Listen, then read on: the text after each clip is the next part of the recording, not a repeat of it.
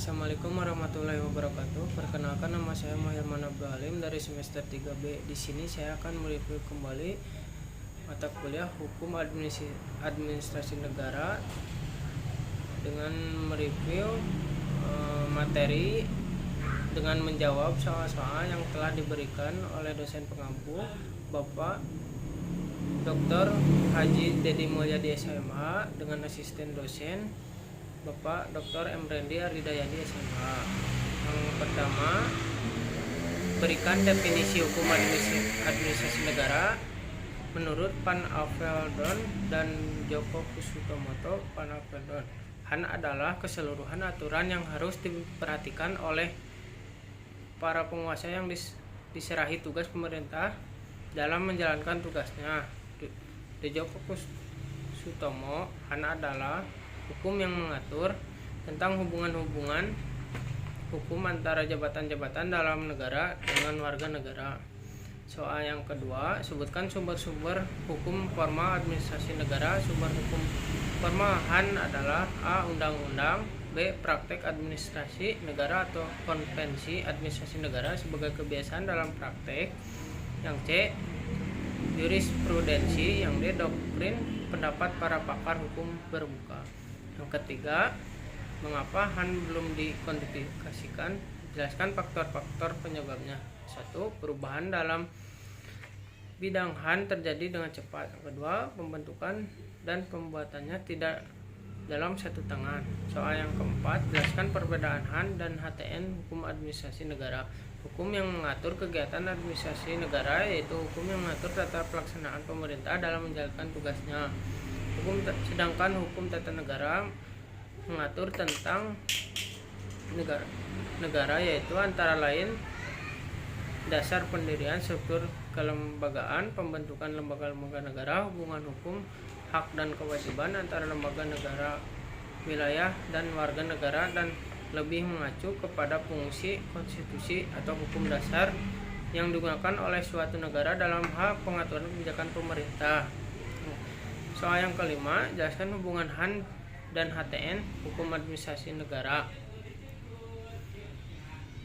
Hukum administrasi negara merupakan embah-embah atau tambahan dari hukum tata negara. Badan kenegaraan tanpa hukum tata negara adalah lumpuh karena mereka tidak diberi kekuasaan atau kekuasaannya itu tidak menentu, dan badan kenegaraan tanpa hukum administrasi negara adalah bebas karena mereka dapat menggunakan kekuasaannya itu sekehendak hatinya saja. Jadi badan-badan kenegaraan itu memperoleh wewenangnya dari hukum tata negara, dan badan-badan kenegaraan itu menggunakan wewenangnya itu harus berdasarkan atau sesuai dengan hukum administrasi negara, ajas negara hukum.